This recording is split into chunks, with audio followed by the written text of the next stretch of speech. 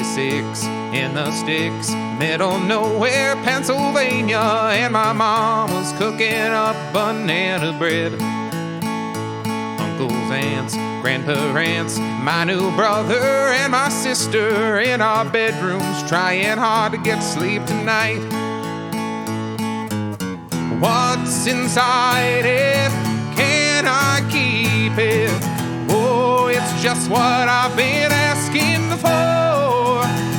Pretty paper all around me. Have you seen all this stuff? It's the best SNES. Figure out Legend of Zelda. With my father's help, we might find some success. When I hear that jingle, jangle, jingle, oh, my mind it goes, it takes me away. Give a little jingle, jangle, jingle, and you'll have a happy holiday.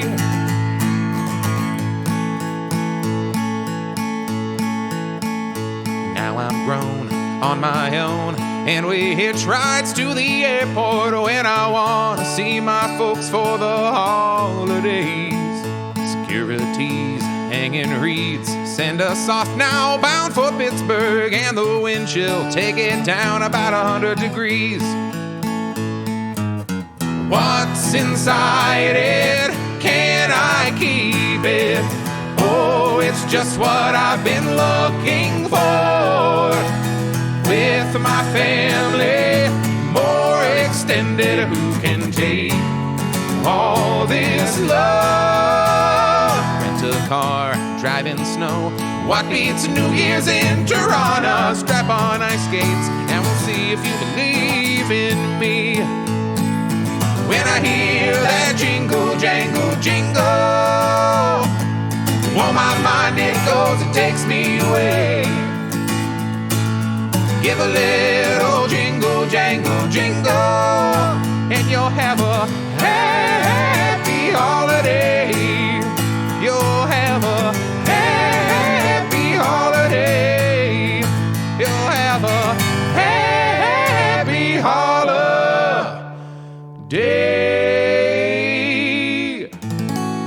I'm in the middle of my 12 days of, I should call it the 12 days of tolerance. And you're like, Pepper, you're working on tolerance? It's like, well, yes, but not of other religions, ethnicities, or nationalities. My tolerance of the chemical compound THC, where I've been ingesting 0 of it. Because for a while here we're all COVIDed. So I'm sitting at home just kind of like smoking, playing video games, and working. And that's how I'm kind of getting through life right now. Yeah.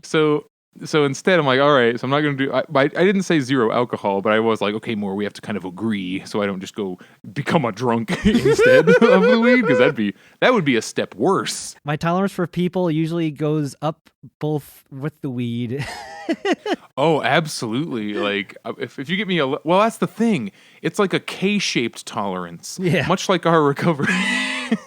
I have an increased tolerance for like just regular average people and cool people, and then I have a decreased tolerance for bullshitters while I'm stoned. Do you know what I mean? Absolutely. Yeah. If somebody's trying to like swindle me, and I feel like I can notice more, but I feel like that's like a reverse mind game. But anyway, I ended up drinking a 4 Loko for the first time in several Have you years. not talked to Pandez or Ed Hyena about why you shouldn't do that? 4 Lokos? Oh, I go off of Twitch Wolf's advice, which is only drink 4 Loko all the time. Incorrect. That guy's has a song about it. About 4 Loko? Dez does? I probably heard it. Frick.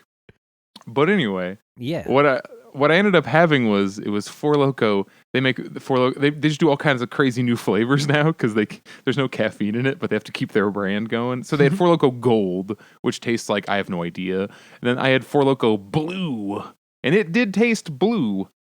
But I felt very strange afterwards. Like, what kind of horrible sugar boozes do you guys either love or hate the most? Oh, man. Does wine count? That's sugar booze. If it's like Manischewitz, it certainly does. The old school 4 Loko. Four Loko is a level past wine, I would say. Like, they're on the same scale, but wine has less bullshit than Four Loko. It's true. Well, if we're talking about just actual serious adult wine that you spent at least like $5 on, sure. But if we're talking about like Mad Dog 2020, huge air quotes, wine. I don't think I don't think there's Mad Dog wine. I don't think it's. Oh no, it is. Really? It is called wine. That's what they call it. On the bottle, it's like, this is wine. You should get the wine for dudes that don't take any shit. Yeah, it's like fortified wine product, and it's then insane. Orange Kool-Aid flavor they put it. You ever had the grape Mad Dog? No, is it from the Picard vineyards? Oh no. That's what he's growing. What if we find out that Picard's been supplying Boone's Farm this whole time? From the Boone's Farm region of France. I saved the universe many times. Now I'm making wine. He still has to sell it, even though they're in gay space communism. Yeah, it's the same way that, it'd be the same way that like Cisco's dad's restaurant works. You just kind of show up and eat there, and and they don't really think about it too hard, I guess. Yeah. What was it? The son? Oh, I'm a writer. You're a writer. Go write. He writes now. Yeah. Imagine, what if Cisco's dad's restaurant just sucked? It was just empty all the time, and he's out there like, but he's the same character where he's very particular about all his food, but everyone's like, Cisco, your food is awful. Why do you need to change your ways? It's Never. Like the Godfather's Pizza, the Federation. Oh, Herman Cain. Dragger, what's your sugar booze of either hate or love? So I'm a snob, and for the most part, I just straight up do not have sugar boozes if I am drinking. So like that's my thing. I'll have one that's basically a sugary treat, but if I do, that means I ain't getting drunk because bad times happen when I have a lot of sugar and alcohol. So you'd be talking about like a fine port. I mean, everything he has smells like campfire. It's not even that. I'll drink vodka on the rocks if it's a good neutral vodka. I'll drink gin on the rocks. But nice if you put vodka in Kool-Aid, I can have one, and anything past that, I'm probably going to throw up. That's why I have the fake sugar booze, like Coke Zero and whatever. Oh, yeah. Oh, so this is messed up. If you're listening to this podcast and you're under 21, what the hell are your tastes? but the thing that makes you the most hungover is the sugar itself. So if you just replace all your mixed drinks with diet, you will get less hungover, but you have to be able to tolerate the taste of diet, which I cannot. It's all right. Look, y'all are much bigger people than I am. I have limited liquid volume space while processing alcohol. So if I want to get drunk, it is most economical for me to just do the spirit on ice, and then I can consume more. Whereas if I have a light beer, to get drunk, I would have to drink so much I'd throw up from being too full. And I know this because I've done it a couple of times now. Look, the decision to get drunk on like a Bud Light or equivalent is much like the decision to go to Golden Corral. You know you're going to be shoveling very low quality whatever into your face, but at least it wasn't expensive. Yeah.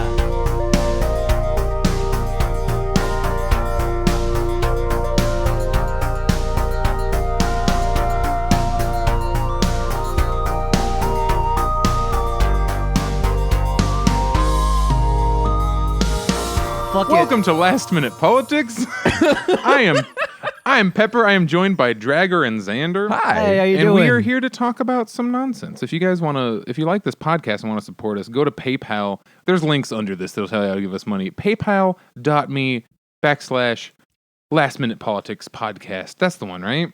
I believe so. All that stuff, all spelled out completely. We will eventually have a Patreon. We just got to make sure people actually want to frickin' hear the thing beforehand. But subscribe to our Twitter. We are at Last Minute POL. And hey, the more money we get, the more things we can do. I think and if you do enjoy it, let us know. It does help.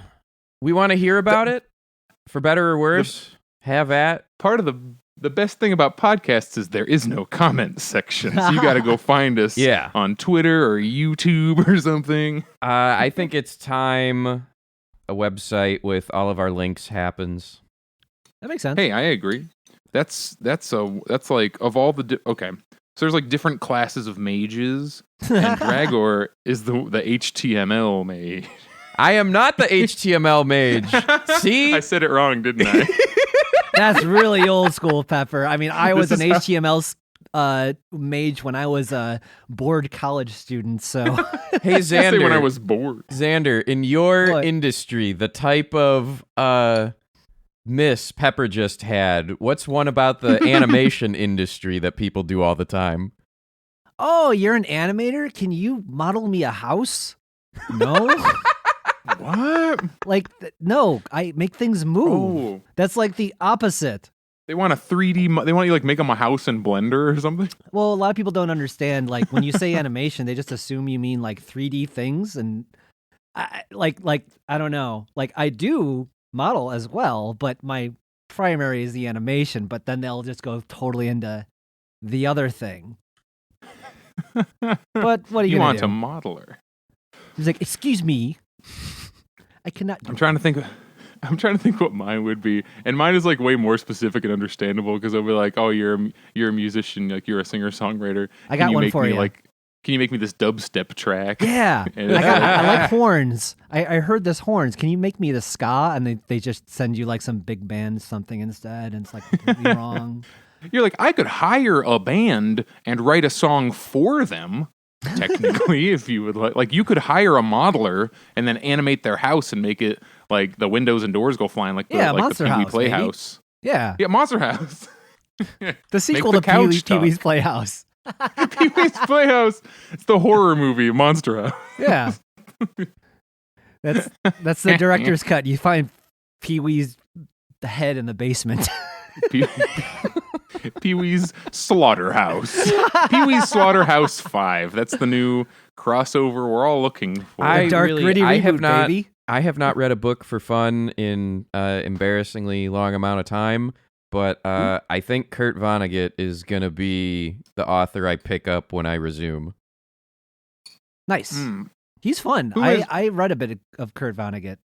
I know so little. Tell me help me with the significance. He has he's got a couple of very unique historical sci-fi, breaking the fourth wall things going on. His main Did he write Dune? No. That's Frank I don't Herbert. Remember who wrote Dune? It's in the. Okay. I know it's Frank Herbert because to differentiate from the movie, because movie studios had the rights to calling something just Dune by itself. Herbert's Dune. So yeah, the made-for-TV miniseries was called Frank Herbert's Dune. That's what you do, man. You gotta put your name on there. That's how you know you're fucking shit. Have you seen Stephen King's The Shining? Have you seen that? That's hilarious. It has these big, like, real bad. This is not meant to sound like a burn on you, but Xander, for your budget and level of technology, you could have easily made every single monster in this multi-million-dollar budget miniseries by yourself. Like, oh. Oh man, I remember when they came out with American McGee's Alice. It's like, oh, this American McGee, he must be someone special. Like, no, just some dude. Okay, the sales pitch for Kurt Vonnegut is like, if you're interested in throughout your different generations, American authors, he's like the modern Mark Twain, if you will, in a very weird way. Samuel Clemens, I always like to say his actual name. And he was also captured by the Germans, so that's fun. Yeah, and his book Slaughterhouse 5 is based on his World War II experiences, but it's also very strange and weird. It's very much internal dialogue stuff, which I very much appreciate. So I brought up Slaughterhouse 5, and then you named the author, and I'm like, why are you saying this strange name I've never heard? Oh, I thought you were with me. I'm sorry. No, that's why I said, what's the significance? And you're like, well, he writes books. Oh, I thought...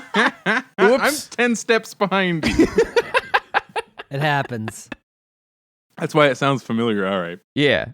Well, everybody, this is kind of sort of our holiday special. As you can tell by the song that I probably edited into the beginning of this. By the way, that song was written pre-COVID. Don't go visit all your relatives, but if you're listening to this, it is way too late. Oh, man. And we're going to talk about COVID later. I want to cut that off before we get there, because we are going to talk about that shit. Sure. I want to start out with, poor Xander here it seems to be the tradition every week we end up bumping somebody's spot. Because I'm not good about keeping track of my timers. So this week I'm doing it. Xander. Yes. We are giving you your 2-week deferred time. Oh boy. I feel so good. All right. So my subject was going to be about recently Jordan Peterson came back in the news because he came out with a new self-help book. He's like in the Marvel universe. He got resurrected. He was killed earlier, but they brought him back. I know. All he had to do was write another book because like an X-Man. Yeah.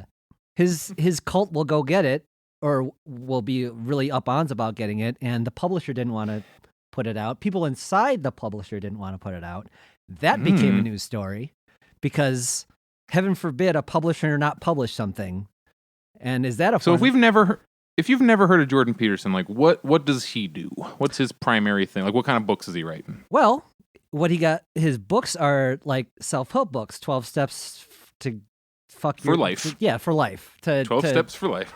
To clean up your room and sort yourself out and the idea is to fix your own life before you fix the world, which 12 bootstraps for life. Yeah, 12 bootstraps for life, because that way you never examine the system, which is half the idea. We'll talk about that later. Jordan Peterson himself got really famous on Rogan for being really mad about this law that was going through in Canada and saying they were going to arrest all these people, then got on Canadian TV saying, you got to change this. And like, it's fine. Nothing's going to happen. And he's like, you see, if you start properly pronouncing trans people, that leads directly to tyranny. Why were people going to get arrested? You didn't specify why he was upset. Arrested for what? Using the wrong pronouns. Well, it's not even using the actual law is like it just added that to like what can be considered harassment. In the same way, if you like followed a lady around and called her a bunch of sexist shit, eventually the cops will be like, get the fuck out of here, you're doing hate crimes now. Mm-hmm. If you just follow around a trans person and go, she, like an asshole at them, the cops might be like, go away. There are many ways to do the harassment, and that is one of them. So that's what this was addressing. Yeah. So and hey, how many people since then have been arrested for it in Canada? I believe 0, which is always the point.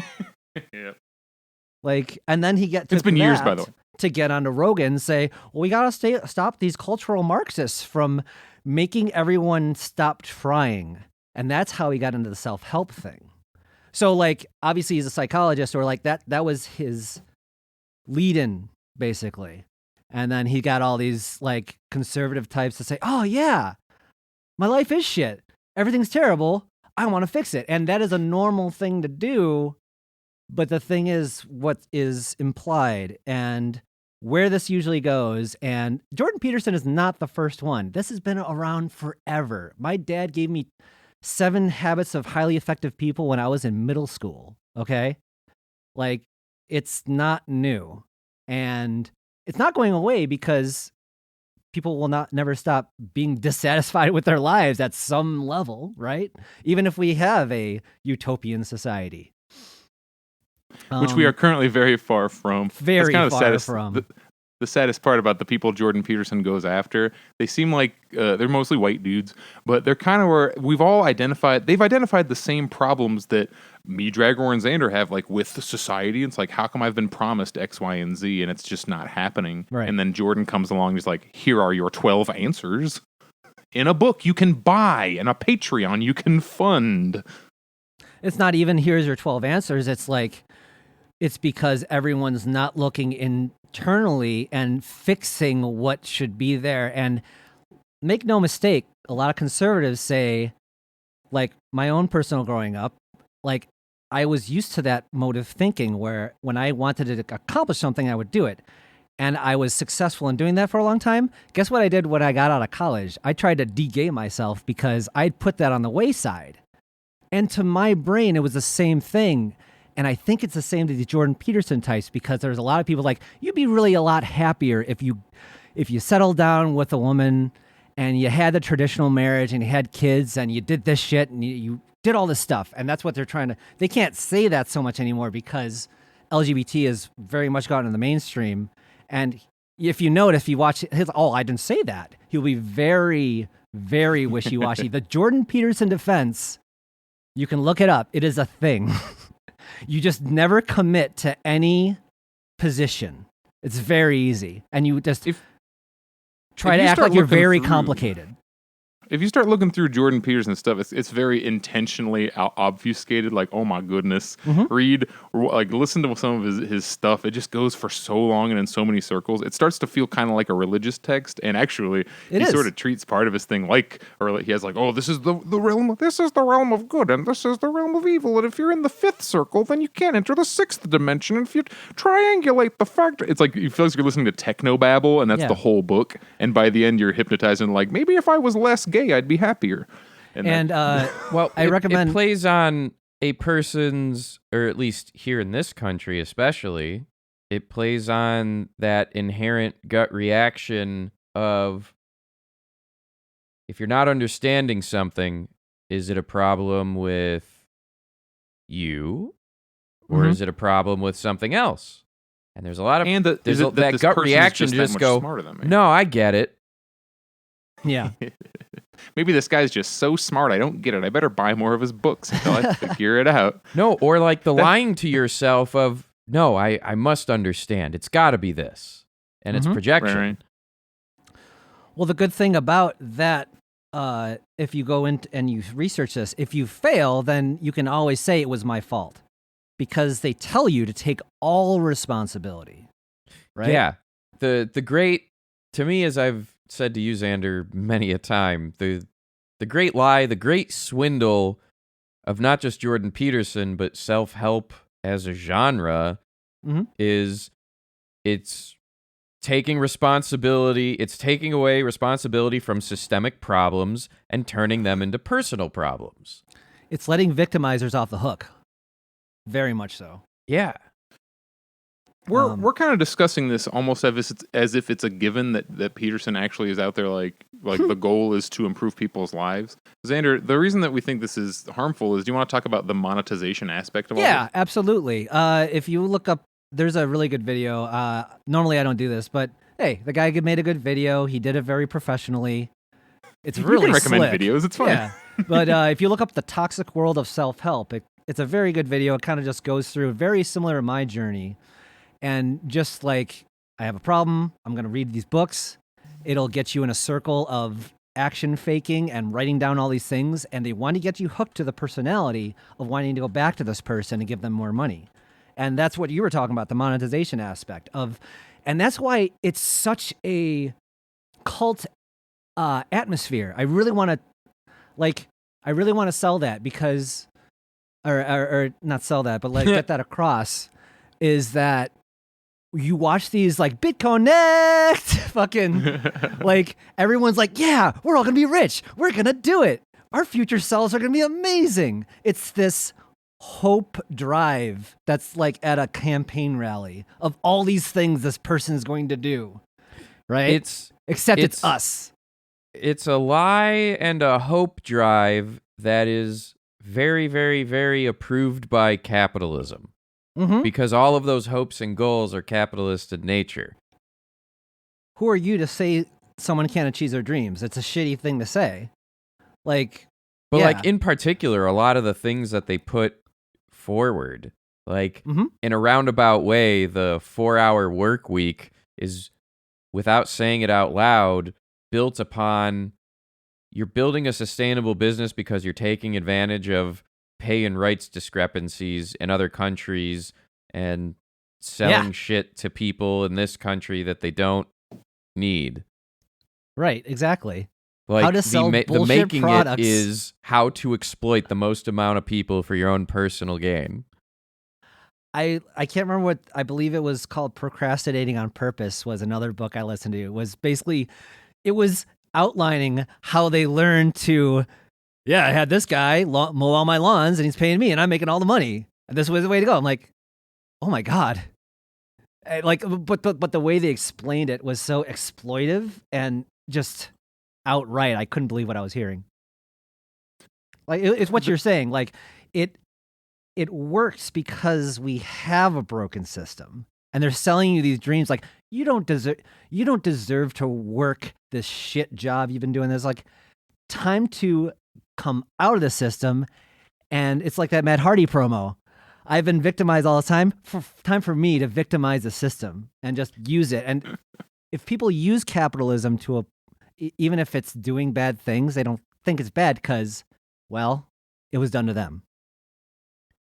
So to be Marxy about this, it like, and remember, as my preface here, nobody gets together and sits in a big shadowy room like the Council of Doom and makes these decisions, but the effects are the same whether they're intentional or not, and they do happen to benefit the people who use them.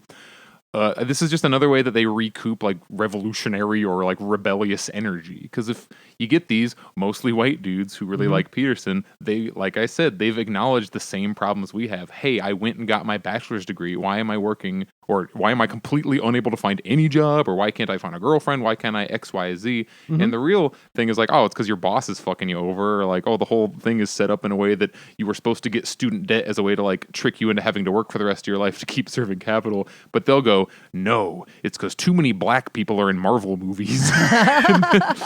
Or they follow the Peterson thing. Oh, no, I'm not traditionally conservative-y enough. Like, I didn't get my wife, kids picket fence, women should sit in the kitchen, like, kind of shit. That's what keeps me down, is that we aren't doing conservative Americana hard enough.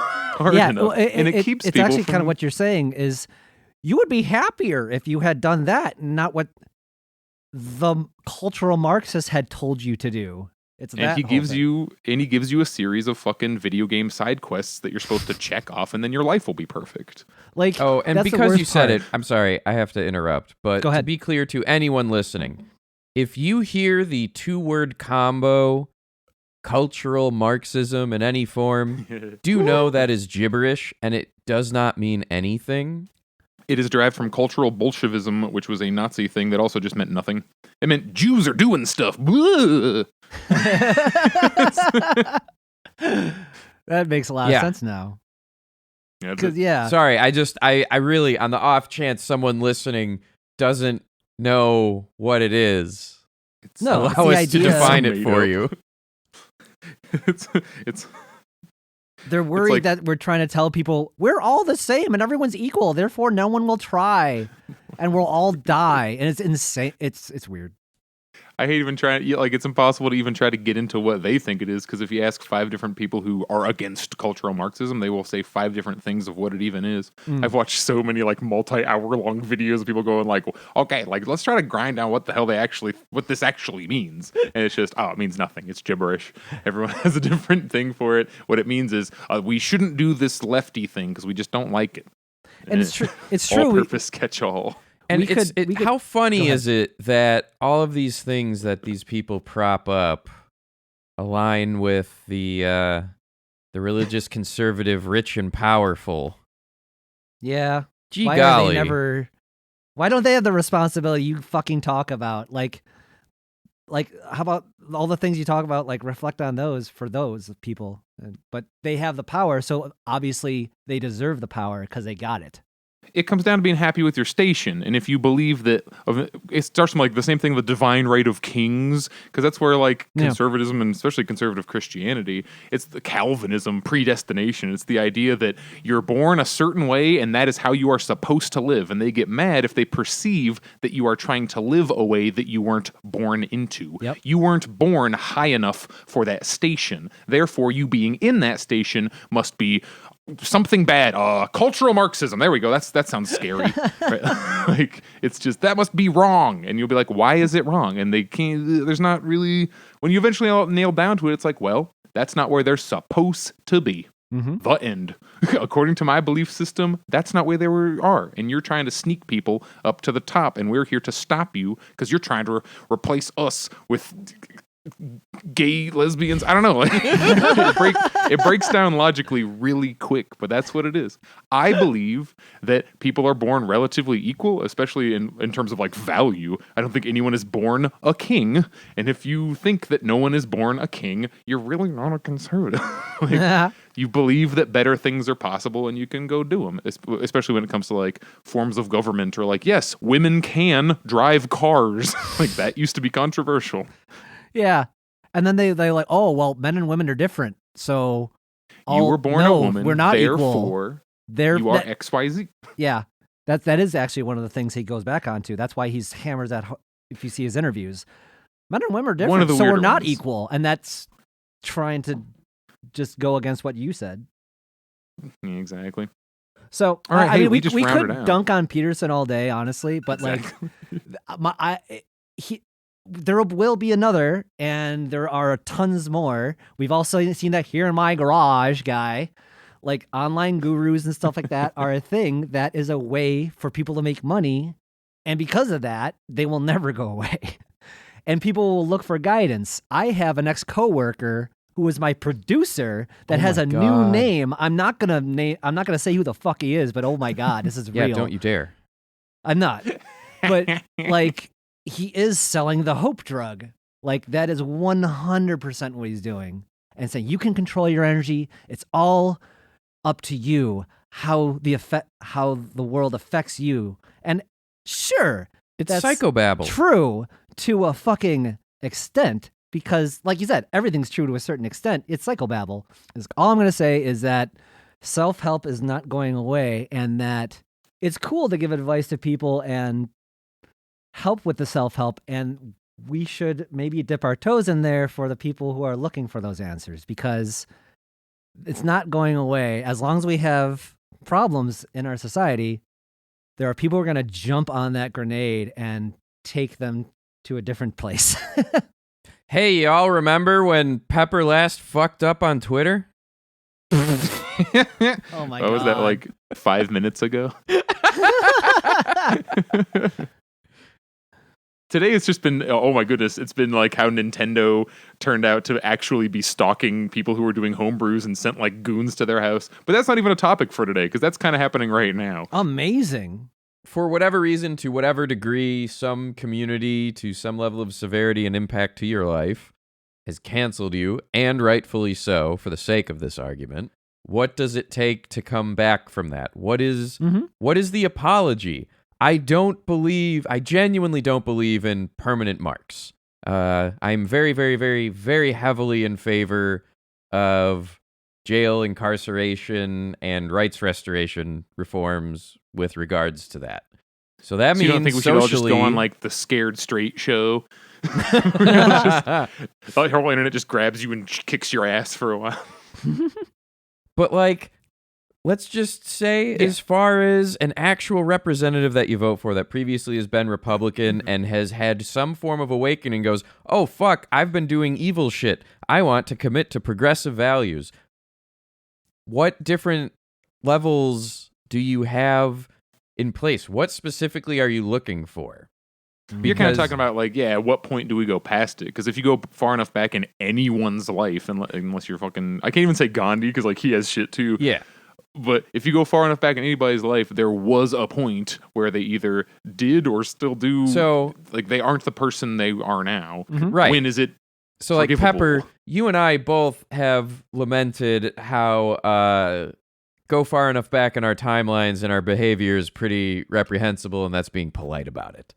Absolutely. And that is things we did that in the distance past in no way erases any potential harm that was caused.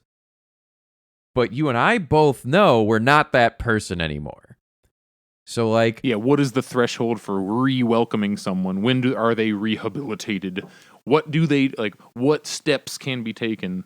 I think it's different for every kind of person. I think it depends on your level of power. Because if you want to talk about a politician, everybody brought it up when she was running. Elizabeth Warren was a Republican at one time. And the libs have no problem claiming Liz Warren right now because she is like very clearly not like pursuing those policies, and she's had years and years of like, nah, actually I want to just make college free and stuff, and I agree with those things. So I won't go like I refuse to support anything that Liz Warren supports purely because at one point in her career she had an R in front of her name on a ballot. Yeah.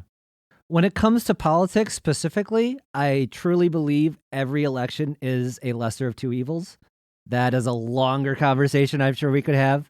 But based on that, it is based on that no one's beyond, well, partially based on that's no one beyond being forgiven. So Beyond like saving. if they did have prior things, or they have, I think this person would do less harm still. Does that make sense? Sure. Okay. Like Dragger, at what point, how long for somebody who's in power? Like what?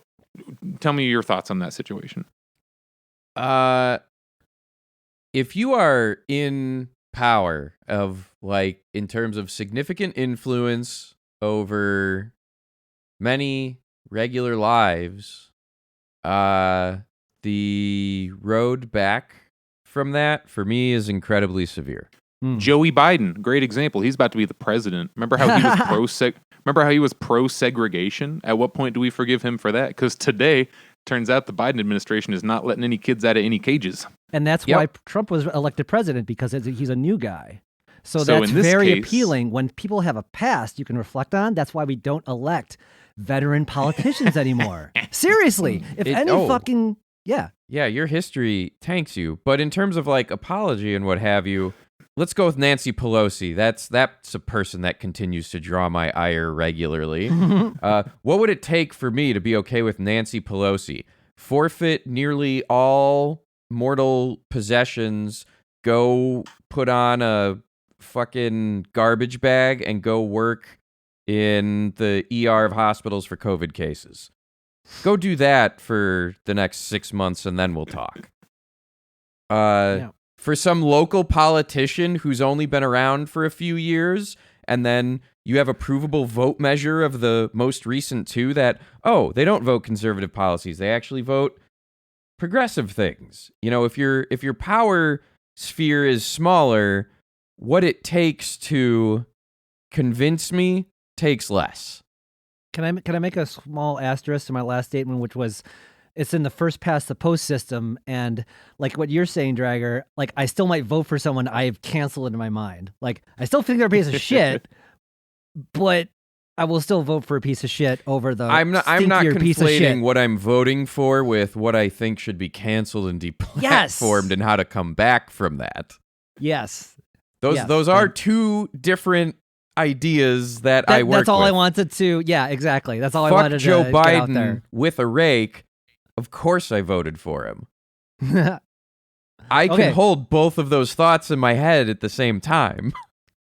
That decision's more like you're choosing your enemy, and like we'd rather fight against the guy who kind of sucks than the guy who is like the worst guy ever. Yeah. But how I feel about politicians is a lot about how I feel about just everyday people, in terms of I'm much more concerned about like what you've been doing recently. If tomorrow Nancy Pelosi was like, guess what? We're doing a Medicare for all vote. We're going to railroad through all these policies that like I personally agree with. We're going to get free education, free healthcare, free travel. We're going to get all the homeless people off the street. So I'd be like, absolutely, Pelosi, on this shit, I am 100% with you. But she hasn't done that, and until she does, Same thing with people. I no longer do the things I did when I was 17. If you look at my actions and words, and I just don't do that. So I'm not. It's not that I'm not responsible for them, but that's not really. If you try to judge me, you can judge 2003 Pep, but that is not the same Pep as 2020. Yeah, you can't. You're basing it on their history, and it's like, oh, I'm gonna put through Medicare for all now. I was like, hell yeah, are you? If you do that, I'm happy. So here's the furry example. Oh boy, IFC Indy FurCon. I will bite my tongue as you talk. It's not that you have to bite your tongue, because, Xander, you were basically what I would call a specific victim in that bullshit. And in a roundabout way, myself as well, as an admin on the back end. But I don't want to talk about that. It's have the things they have done. Do you think it's worth there are two camps where people are not okay with where IFC's at, and then there's a lot of people who are. Do we hate IFC forever? Do we give them chances? What does it take to give them a chance? And all right, if you do, other than Xander, I'm the most close to the flame on the whole thing, and I have two thoughts. And one is, did they do what I am personally satisfied with, as far as like they're okay with me as an individual? No. But did they in fact do tangible things and change a lot and make some kind of attempt? And do they continue to make an attempt? Yes. Yeah, I agree. And so that's where, like, I don't know. I have never been so angry with a situation before in my life, and I'm really okay with it now. Because if I'm taking to heart this cancel topic, and if I were to consider myself being in the position of, I've fucked up, I actually want to fix this, is there hope? Well, we discussed like a politician, then we discussed like a private person. Now we're talking about an organization. Yeah. So it's not even an individual person. This is like, what does it take for a group of people to regain your trust? Because that one for me is a lot slipperier than individual people. Yeah. If you're an individual person who like did bad things and now you individually have, that's like a one-on-one judgment call. But it's kind of like I have friends within the Disney Corporation. I still do not like the Disney Corporation. You know what I mean? So like within IFC, it's like individuals who did there. Like, could they change? Like my judgment of each person is going to be a lot different than like, all right, as an organization, same thing. It's like, what have they done lately? What was this year's policy? What did they change? How have they implemented and enforced whatever changes? Who did they replace? What did they do is much more important to me than the words. I looked at all those things when I decided to participate in IFC Online and said, okay, in the spirit of that, you are making that effort. And that's what I believe the case. So, and I thought that effort was being put forward. No, I don't agree with everything. I'm not going to agree with a lot of people who run cons and stuff like that. It all depends. Kind of what you're saying, Pepper. Like, if someone in staff believes something terrible, like how are they doing that to the rest of the organization? Because that can be a thing. Those of us who have worked in organizations know that can spread. So I understand the concern, and it's all about like, if someone has a certain belief and someone calls them out for it on Twitter, you can't hold their organization responsible for that one person's belief. And that's kind of what we were touching on with the ice skater guy. I believe that all of us, though, if there was like, even a single staff member in a high enough position of power, I don't really care if like, the parking attendant once, like, I don't know, but if it's like, the vice president or the head of whatever department, I'm sure there is definitely actions you could point to where like, look, that is such a bad fuck up. If you don't axe them completely, sorry. And that's going to be entirely different for everyone. That's why it's such a weird thing to talk about, because we all have our own sensibilities. So basically, as far as influence over hiring and direction, personal views come into place. This was most represented when it was Mozilla putting up Brendan Eich, the dude that basically invented JavaScript, who basically is a known conservative and donated to Prop 8, the anti-queer bill. Oh boy. Yeah. And he was made CEO, and they got such heavy blowback, he was unmade as CEO. And his technical merits of doing the job, he's great for it. Sure. But the social consequence of, really? The sheer amount of queer people that hold up this industry, and you're going to put up a paragon of hate against us? I think that's very much a power relation thing. Because, like, would you have felt the same if he was hired on to be a mid-level programmer just kind of working on code in the background? No, I would not have minded. That's what he was doing before it. Yeah, he didn't have power. He didn't have a level of social currency to enact personal views. Yeah. When he's taking that money and donating it to causes against the people that work for his company. Yeah, exactly. It's kind of why I still don't eat it. Like, not that I think this really does anything, but I still don't eat at Chick-fil-A just because it's like, why the hell would I? Like, it's kind of gross. Same. there's I can get chicken frickin' anywhere. Why would I choose the I don't like gay people place? Well, and then like, all right, let's use Chick-fil-A. What is a scenario you can envision happening that would make you go, chain capitalism aside, go, I'm okay eating here? What would it take? I don't know.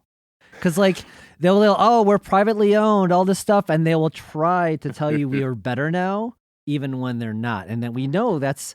So, I was talking to you about this earlier. They got caught doing that once already, so now my trust is gone. You've already lied about it once, so why would I ever believe you ever? You're a company, this doesn't really affect my life that much, middle finger, bye Chick-fil-A. Yeah. See you later. I mean, I will not see you later. That's the idea. They've just gotten better at... The powerful have gotten better at hiding their influence. The counter argument is that every single like massive chain like that is doing some like other places in the world are getting wrecked because of their actions. Like McDonald's could not be as cheap as it was if it wasn't exploiting the labor that picks their produce, if they weren't messing around with the people who provide their beef. Their beef is like killing the world. Like really, morally, you shouldn't like that's where the whole there is no ethical consumption under capitalism. Yeah. But with the tiny bit of power I get to buy a $7 chicken sandwich, I'll give it to anyone else. I'll go to a poorer quality local place where at least I know the guy running it gets to keep, well, the person making the food has some chance of keeping that money, you hope. But then you can't even know that. You find out that, the private place, Grubhub, is somehow siphoning off all of their orders even without their consent, and you throw your hands up and go, this world. Like,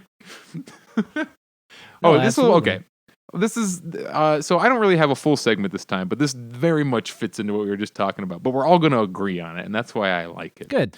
So, the article starts with this past Saturday. I don't know what time it was, but you might have heard about the New York Post. They decided to run a character assassination piece, basically, on a New York City EMT who, we're mid-pandemic, nobody has any help. Everybody listening to this probably knows how poorly EMTs are paid in the first place. But she made an OnlyFans and started making money off of her own body on the internet to supplement the lack of financial support she was getting from her job. I'm going to skim through this a little bit. This is her talking. This is not from the New York Post article. New York Post, right? Not New York Times. That'd be ridiculous. The New York Times is taking on their own hospital workers. That rag. So this is her words. I think she published this in The Guardian or something. It was not in the Post. This past Saturday, I was exposed as a sex worker who was also a New York City paramedic. The New York Post published a story shaming me for selling my nude photos online and made sure to include, this is real fucked, my full name, photos of me, my education, the schools I went to, like that, my height, weight, location, and her past employers. What the fuck? Yeah. They go into detail about the contents of my OnlyFans page, a subscription website, blah, blah, blah. They go on to quote an anonymous FDNY veteran who said, I think it's Fire Department of New York, right? Other EMTs and paramedics make more money by pulling extra shifts instead of pulling off their clothes. Zing! Wow, Gotti. Fuck. Here's the truth about me. I'm 23 years old from a small town in West Virginia. My mother's family is from northern West Virginia. My father's parents were immigrants from China. I'm the eldest of 4 children. My family was on first long time. She's going to the thing, graduated, and it's like, the article goes on for a while, and read it if you want to hear her account on it. But it pretty much comes down to what the fuck? This is the New York Post. I am one rando frontline worker during the worst global pandemic of anyone's lifetime. What the hell are you writing about this for? So I'm not going to be surprised by this, but thoughts. What do you think about a newspaper attempting to cancel an EMT for showing a boob? That's go ahead. That's you go first. Targeted harassment. Exactly. That is very specifically targeted harassment, and someone should be many people should be reprimanded severely for this. We should burn Like, down the let's New York Post. not kid ourselves. The reason the New York Post put out this story is they're saying, here's a EMT worker doing an OnlyFans. The subtext is, this is not okay. We're not dumb. Oh, it's that all of sex work is not okay. It just perpetuates the idea that, like, oh, if you do any kind of sex work, you're just like this dirty, horrible, awful the New York person. Post is a conservative. Well, a lot of people do anyway. You can't be okay with sex work and also be against abortion. Don't bring logic into this, Dragger. Jesus Christ. It's just so strange. It's like the people who wrote that article thought it was like 1921, 1835. Bring up the scary fucking CISEA law? Oh, yeah. If you'd like to. Yeah, sure. It's the continued criminalization of any kind of sex work. Yeah, summarize it for him, Dragor. I am not the most well-read on this right now, but my understanding is anything that is going to host any kind of potential pornography, which includes drawn and very not real things, and it requires verification of source to a level that, like, for uploading is insane. It includes the tech scary parts is it doesn't properly define what pornography is, so what it could apply to is very broad, and it demands a turnaround time on the matter of like 1 to 2 hours. Which you know what this reminds me of, Dragger? Insane. Seriously. It reminds me of the laws that they try to put in for voting. They try to put in as many, like, you have to do this, and you have to verify that these are these people. You have to go through all these hoops. And I'm like, well, why wouldn't you? It's because you're fucking killing all of that. Like, you know what the goal, like, is pretty nakedly obvious, that they just want to remove porn from the internet. Yes. They just don't want anyone to look at porn, because if you look at porn, that means you're a bad person. Right. It's like how they say, oh, we just want the legal voters to vote. No, you just want to have less voters that don't agree with you to vote. We're not stupid. You know that low turnout. You can look at the stats. Low voter turnout results in more Republican victories. So, of course, Republicans support that policy. If your goal is to remove porn from the world, this is the kind of law you would pass. You'd pass one that has an insane threshold that no one could meet. Yeah. So what people will do is just go, no porn of any kind. And you know what? Even a little bit of nakedness also counts as porn. We aren't even sure. So only G-rated. Yeah. Like, do you remember when Copa passed on YouTube, the thing where it's like, oh, video made for children. And if you even have a single cartoon character in your video, we're going to automatically flag it as for children. And now you're in trouble for like child pornography or some fucked up shit. So instead you get this huge overreaction from YouTube where they're flagging everything that has a video game character as Fuzzy Fox kids. got fired from Target. So now he has to pay the bill. So he gets fired for drawing a dick without having a dick drawing license. Jesus. They're trying to criminalize not to work. It's also, hey, Mark's time. They're trying to criminalize not working for capital. Like, if you're a sex worker, you're working for you. Like, I'm not going to say, I don't want to go down the whole, if you're a sex worker, it's super empowering. Always, everyone who is a prostitute is empowered and has control. They don't. Like, there's so much exploitation there, and the fact that people are basically forced into it because they have no other options is fucked. But you can't argue that if you're drawing furry porn, you get to keep your means of production and you get to keep the value you create. If you draw a dick and sell it for $50, you keep $50. You're not working for wages. You're not working for anyone. You're working for you, and that's kind of cool. So, gotta stop that. Pepper, I want you to say Mark's time from now on. I want Mark's time. I'm doing it. Mark, should have been with the podcast. It's called Mark's time. And it's like Mark's pops up with the shades. Hey, guess what? This is a fucking great segue into the segment. How did we do on time on that? That was great.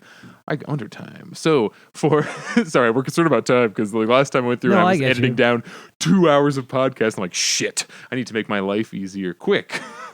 So this is this week's Is It Socialism? But surprise, it's actually a game. And the game is, who said it? Marx or God? I'm going to read a quote, and you're going to tell me if it's something that Marx said or something that the Bible says, or more specifically, probably Jesus. The Bible specifically. Yeah. Right. Well, I was going to say Jesus, but if you go through other places in the Bible, you can pick some other ones. God is technically Jesus. We're all technically God. It's works That's out. why I called it, that's why I called it God, because it's the same thing. So I will give you fair warning, just so you don't think this is unfair and impossible. Like clearly, if the kingdom of heaven was part of the line, you would instantly know that it was not Mark saying it. So I've tried to, without changing the meaning, I changed a couple words that would give it away immediately. I'll give the full real quote at the end. So okay. But these are paraphrased. So here we go. I'll read it. You guys both do an answer, and then I will reveal the truth. Go for it. Quote 1. Profiteering off the backs of the working class, tax breaks for the rich, both result in poverty. Ooh. Who said that? God or Marx? What's your guess, Dragor? Marx. What about you, Xander? That sounds Marxy. Here's the full quote. He who oppresses the poor to increase his wealth, and he who gives gifts to the rich, both become to poverty. Proverbs 22:16. I have only ever been in churches for weddings and funerals. I grew up. Oh, Xander, did you grow up with the Christianity also? Oh, hell yeah. My boyfriend had none of it. I went to the W Church, which was First Methodist, so we got the light version. I was Methodist. Oh, there you go. You get it. And wait, First Methodist or I was United Methodist. I don't know if it's different. It's First United Methodist Church with the one with the flame and the cross. Oh, yeah. It only takes a spark. I still don't know if I have to. I don't think I have to log in for church because my mom's doing that and she hasn't mentioned it for a while. So I'm hopefully don't have to get guilted into that. But nice. We'll see. All right, here's number 2. Quote number 2. If money is the bond binding us to life, connecting us with nature and man, is not money the bond of all bonds? Can it not destroy all ties? Therefore, it is also the greatest separator. Oh, Marx. What about you, Trevor? Richard Marx. If money, I barely changed this one. I changed it from the universal agent of separation, and God does not talk like that. That is Marx. Yeah. It's early Marx too. Okay, number 3. Let the ruling classes tremble at. Hold up a second. Did I mess this up? Oh, I did mess this up. Whatever. Let the ruling classes tremble at the communistic revolution. The poor have nothing to lose but their slavery and a kingdom to win. Let us be united. God, communistic revolution. The kingdom of heaven is no longer a kingdom. No hierarchies in this kingdom. That's the kingdom you win, is the kingdom of heaven. You have nothing but the kingdom of heaven to win. Oh, wait, I fucked that up. Oh, no. Yeah, that's the last line of the Communist Manifesto where you get, the proletarians have nothing to lose but their chains. They have a world to win. Working men of all countries unite. That is also quoted in DS9, and I fucking love it. There's an episode where the bar on the spaceship not spaceship, what's it called? What's the word? Space station DS9. The wait staff wants to unionize, and no shitting, not played as a joke. The guy leading the unionization effort quotes the Communist Manifesto a half a dozen times, and it is played as super dramatic. And I'm yeah. Rom did? Wow. Yeah, Rom is the union organizer in that episode. It's amazing. That's why I hate the DS9 ending so much. Oh. I'm trying to remember what specifically about. Rom the fact that it Grand ends up being Nagus. Does he? I think I blocked that out of my mind because it was bad. Yeah. Well, hold up a second. The way we could spin that is, the way that Trek wants us to spin it is, now the good guy is in charge. Nothing else needs to change. But you hope that Rom and his mom both continue to make systemic changes and then eventually eliminate the Grand Nagus position. But that isn't in canon. That's just in my dreams. Quick question. When you said Marx, what was that last line about something unite? What was the full line? Working men of all countries unite. So Charlie Chaplin ended his speech of the great dictator was "Let us all unite," which it's the way you said that really reminded me of it, and it makes me wonder if he was pulling some shit.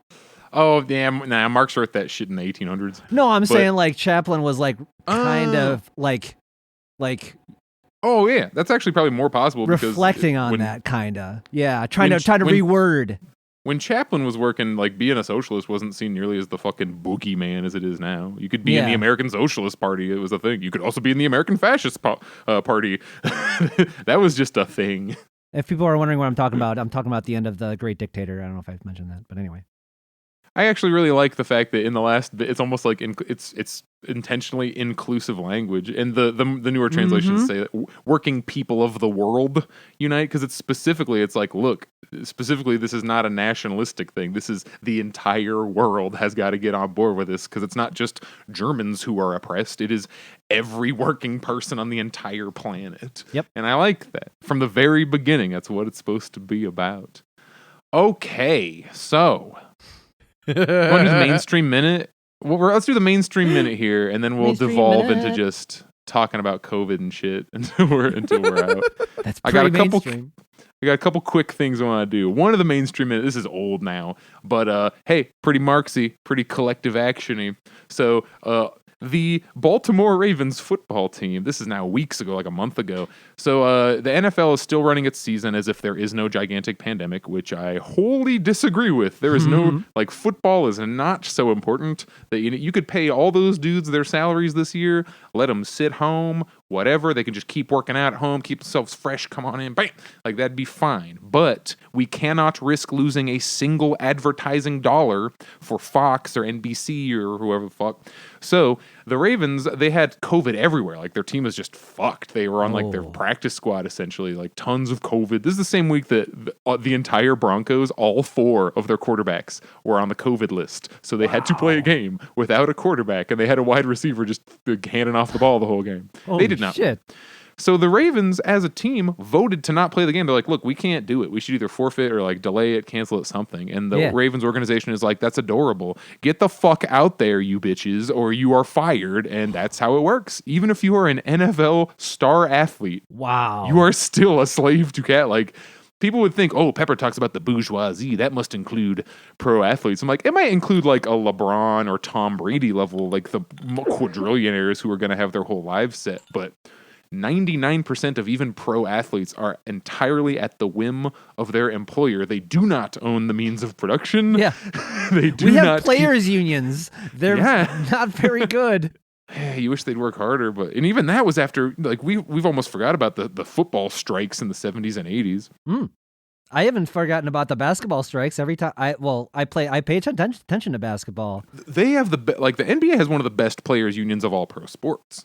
And it's still not great, but... Well, just because I'm in conservative land, I would hear, oh, these rich basketball players complaining about not being able to make enough money. It's like, dude, look at the average NBA player's career. It's like 2 years and out, and they have to fucking sustain on that forever. So it's like, even you're if full you of shit when you're looking at you look at fucking Michael Jordan. You can't look at him and say, yeah, everyone's living off that shit. It's not the case. It's a fucking lie. Yeah, which also ties. I mean, it's the same thing as in the WWE. Absolutely. People think that every wrestler is fucking John Cena and makes a brilliant. Even he doesn't make that much money compared to like the level of fame he has. And that's why they all go do movies. They're all trying to get on movies because they make way more money than actually doing the wrestling. But yeah. It just super sucks that. So if you're having a hard time getting your Wendy's coworker friends to like get behind a collective action, realize even if you were a professional football player, your employer is still going to treat you like the cog in the machine that you are, and will force you to work or die. Yeah. So let's talk about this. Now we're into what I'm calling free topics. Oh boy. Where do you want to go first? What's been going on with COVID and that relief bill? Who wants to start? We could talk for the rest of our lives about this. Oh boy. We might be getting $600 if they can get it through. But now but I still think it's going to pass. But the very valid complaint of, hey, you handed us a 5,900 page document and we're supposed to vote on it within 2 hours. How have we as a people not burned it all down at $600? Yeah. Oh boy. It's hard to even there's no words. What and I guess the way I'm trying to figure out how that isn't the story, right? I think the story is that because we're so used to being fucked over so much and being told that we are solely responsible for our own destinies. It kind of goes back to the whole self-help shit. Like it's a cult. Yeah, seriously. If everyone just looked around and went, yeah, there's way more of us than them. If you fundamentally believe that you are born a certain way, which people don't consciously, they wouldn't, if I said this, they wouldn't like outwardly agree with me. But sure. the mode is based, we talk about like, oh yeah, you can be mobile. In America, you can be born lower class and end up on top by the end of your life. But if you look at stats, you know that doesn't happen. And when people start complaining about stuff, when you get down to fundamentally what they're complaining about, it's that somebody who was born into a certain station is not staying at that station. Like, no, you don't, quote, deserve X because you were born without legs, so you're just fucked, and that's just where you're supposed to be and be happy about it. Here's an organ, grind the organ, maybe somebody will throw $1 at you, you crippled fuck. Like, that's how we treat people, and it's ridiculous.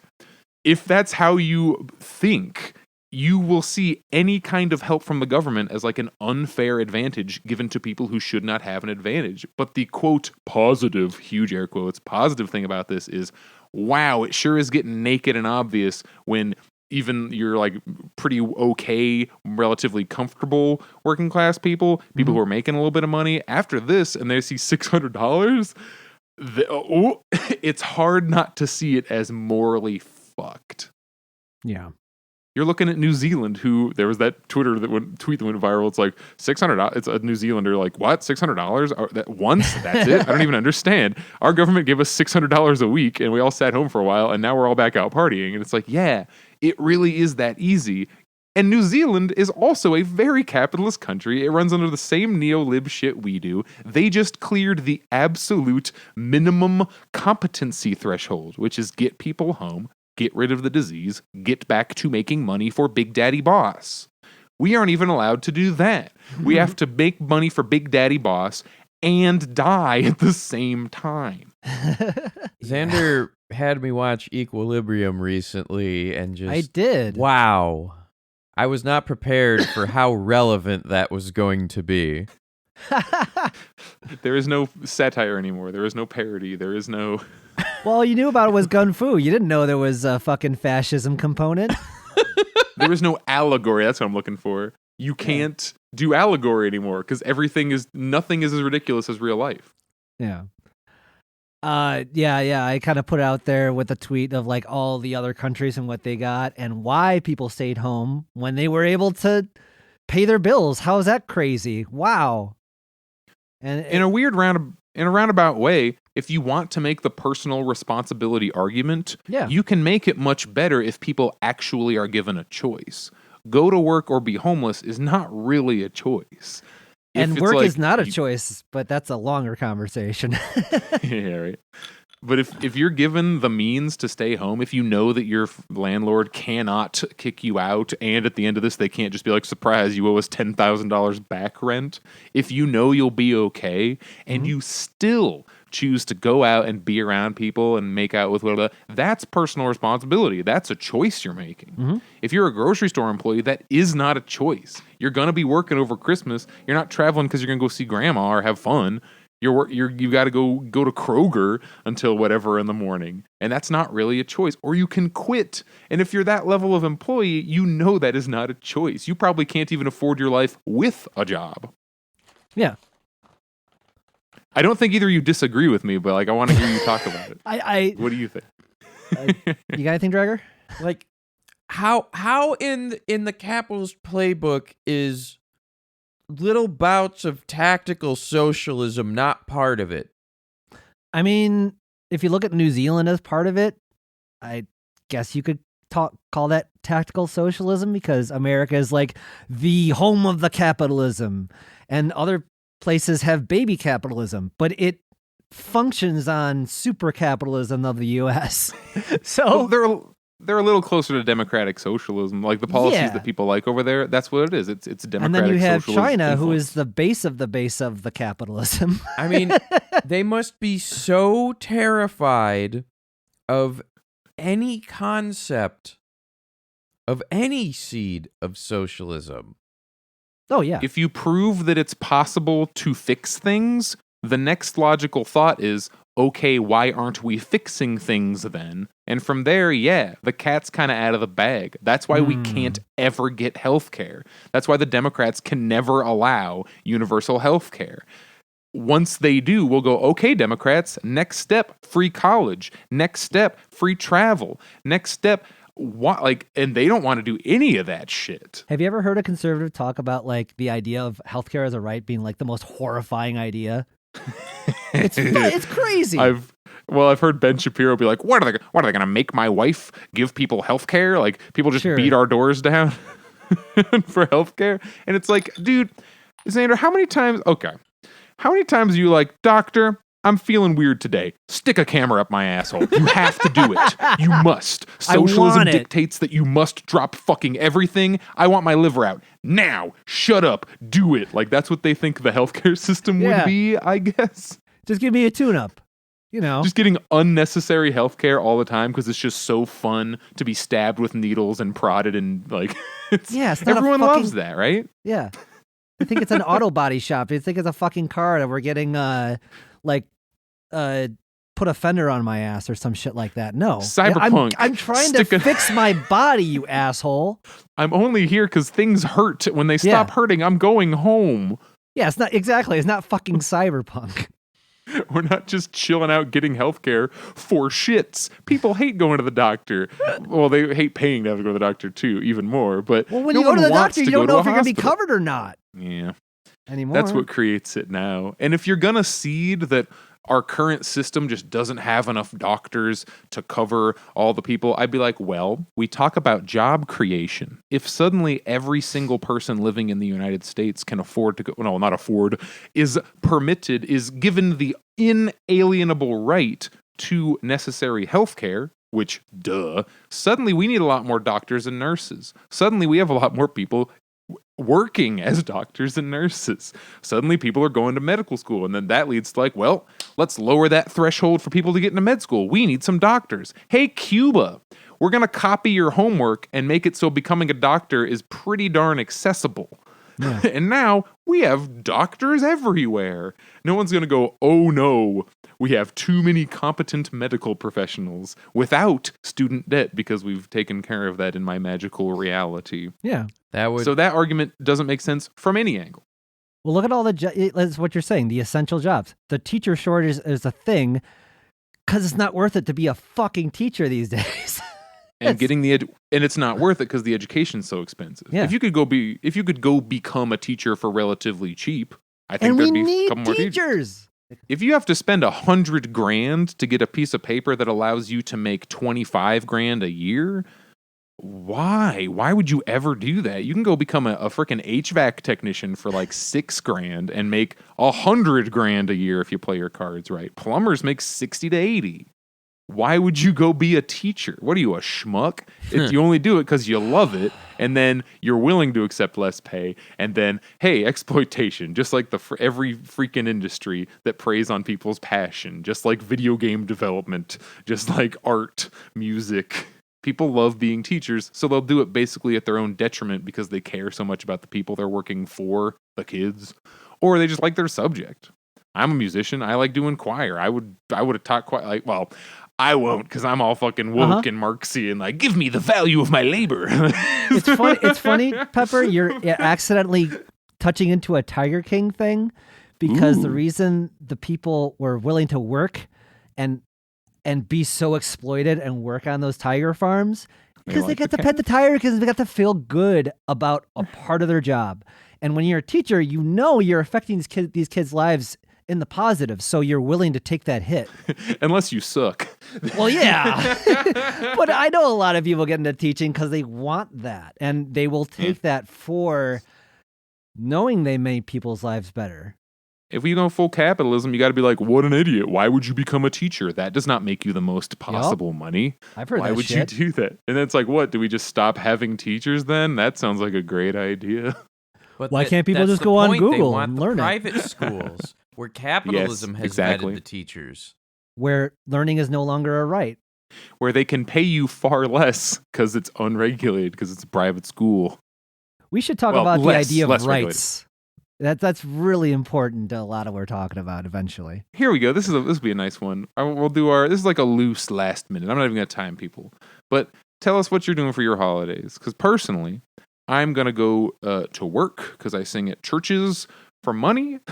So my Christmas Eve and Christmas will be me waking up relatively early, going to a building where I'll be in a mask, way off, away from anybody, singing parts. It'll be kind of fun, actually, because we'll be a choir, but we're all like kind of not cubicled off with physical walls, but we will all be like way spread out. And that'll be kind of neat. Like I get my own little area, sit there, sing some notes every once in a while. It'll be cool. I am purposefully not going to any social gatherings of any kind. If I didn't have the work, I would be sitting at home doing literally nothing. How about you? I am, I'm not doing any. Well, okay, so Alkali's schedule's normal. For those who don't know, that's my partner. And we live together, and he's going to work as usual because the stock market does not observe Christmas. He also works mostly with the Asian market, so Christmas isn't nearly as big of a deal. That is actually, yes, that is part of it as well. And so he'll be working at home for at least Christmas Eve. I'm not sure about actual Christmas. Everything's up in the air as far as that goes. So my parents are coming over for New Year's and we're all staying outside. They're wearing their mask. I'm wearing my mask. We're staying the fuck away from each other because thankfully my parents are the conservatives who have self-preservation and listen enough to science, I guess. They're just selfish enough to like listen to the science and just care about themselves. So they're wearing the masks. They aren't willing to fuck around and find out. Yes. So they're wearing their American flag masks. I'm wearing mine. We're going to exchange gifts by like doing like a drug drop where like you put it across of each other and like yeah, you put it in the middle. The other person takes it. But we're gonna do that outside and the driveway for Christmas Eve, and that's pretty much it. There is no other Christmas plans. What about you, Dragor? I don't think yours is going to be too different from ours. My parents are in my COVID circle, so I'm going to go over on Christmas Eve. We're going to prepare the twice-baked potatoes. I believe we're splurging and doing takeout from Maggiano's. There's a butternut squash dish that I was drooling over.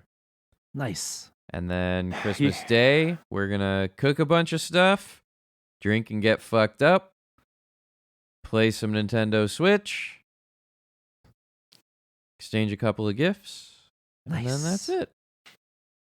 I think the food is definitely what I'm looking forward to the most. I actually bought myself a ham. Do you guys have any advice for people who have family members who are being assholes? Like, obviously you can just tell them to go fuck themselves, but anything past that?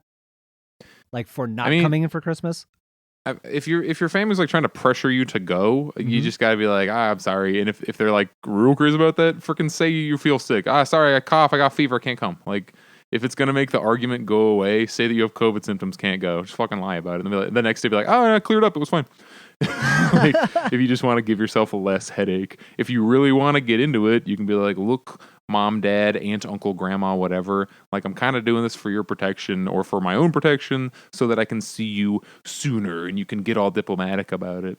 I don't think it's worth yelling at people. It's already your family, and if they don't listen to your opinions on some issues, they're definitely not going to be like, oh, now I fully agree with you now that it's COVID. Yeah. It's fully politicized. It's fully a Republican Democrat thing. It has nothing to do with healthcare anymore. So, yeah. I would say definitely do not bow to it and go over and just be uncomfortable and scared the whole time. Don't go. Unless if they can't force you to go, do not go. Or, like I said, say you have COVID symptoms. They'll probably be like, oh yeah, that's fine. Stay home. What would you do? Oh, what would I do? Oh boy. Well, well, if they have that option, sure, go for the lie. But if you don't have that, I mean, and the cat's out of the bag and you made your feelings known and they shut you out, like there's only so much you can do. I know this personally. There's only so much you can do as far as leading a horse to water and telling people how you feel about a thing. At a certain point, they're going to decide how they feel about that, and it's going to hurt. It sucks, especially when it's family. I know someone going through this right now. I don't know how else to say that, you know? It's not that we're saying give up on your family, but at some point, they can forgive you in the future. Just think that, like, if you guys got COVID and someone died, that's not something that can be recovered. Like, forgiveness is a thing that can be done, and death is not. The attitude very much, I'm fortunate that my parents also are on the side of, if anyone in the extended family disagrees or is frustrated, that's a them problem. Yeah. Like, it's just, absolutely. It's already pre-decided. No, risk will not be incurred. Done. Yeah. It's not that you and your family members' relationship would be perfect if you just didn't argue with them about COVID. It's going to be the same shit in 8-9 months when you can actually go see them and scream at each other in person. My parents' response and then you can be like, look, was about when the suggestion was floated was, no, that's unsafe. We will not go. Good. And that was the end of it. Well, everybody, on that, it's not even a depressing note. Guys, just a fact. Don't care about your feelings. Yeah. COVID is real. It doesn't matter how much you don't want it to be real. So, like, thanks for hanging out with us on this very cheery holiday episode of Last Minute Politics. Yay! You will hear from us again. I got to see what even is happening in 2 weeks, but please follow us on Twitter at Last Minute Poll. Send us an email. We have lastminutepoliticspodcast@gmail.com. Send it. That's like our comment section. Send us suggestions. Tell us what you want to talk about. Tell us what you liked we talked about. Tell us something. We promise not to use your name on air, but we could respond to you on air maybe. I don't know. It's something we could. There you go. Send us a question. Don't send us any porn or you'll be committing a federal crime. I've been Pepper. I'm Xander. I've been Draggle. Good night, everybody. See you in 2021.